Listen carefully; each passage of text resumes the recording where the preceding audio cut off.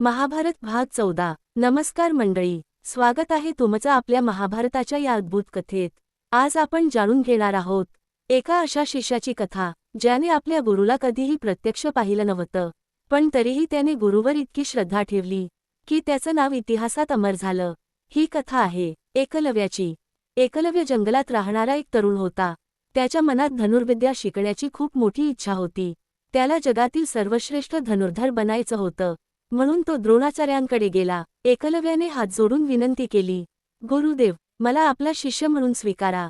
पण द्रोणाचार्यांनी त्याला शिष्य म्हणून स्वीकारलं नाही। एकलव्याला खूप दुःख झालं, पण त्याने हार मानली नाही। तो जंगलात परतला। त्याने मातीपासून द्रोणाचार्यांची एक मूर्ती बनवली। त्या मूर्तीसमोर उभं राहून तो म्हणाला, गुरुदेव, तुम्ही मला शिष्य म्हणून स्वीकारलं नसलं तरी माझ्यासाठी तुम्हीच माझे गुरु आहात। आणि त्यानंतर सुरू झाला एकलव्याचा कठोर सराव। सकाळपासून संध्याकाळपर्यंत, दिवस रात्र, पाऊस असो किंवा ऊन, एकलव्याचा सराव कधीच थांबला नाही। हळूहळू त्याची धनुर्विद्या इतकी प्रगत झाली की त्याचा बाण लक्ष्यावर अचूक जाऊन लागायचा। एक दिवस द्रोणाचार्य आपल्या शिष्यांसोबत जंगलात गेले होते। त्यांच्यासोबत एक शिकारी कुत्राही होता। तो कुत्रा जंगलात पुढे गेला। काही वेळाने तो परत आला, पण त्याच्या तोंडाभोवती 7 बाण लागले होते।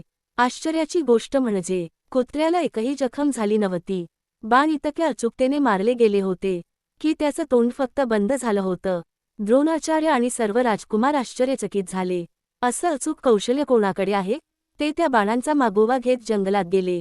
थोड्याच अंतरावर त्यांना एक तरुण मुलगा दिसला। तो धनुष्य हातात घेऊन सराव करत होता।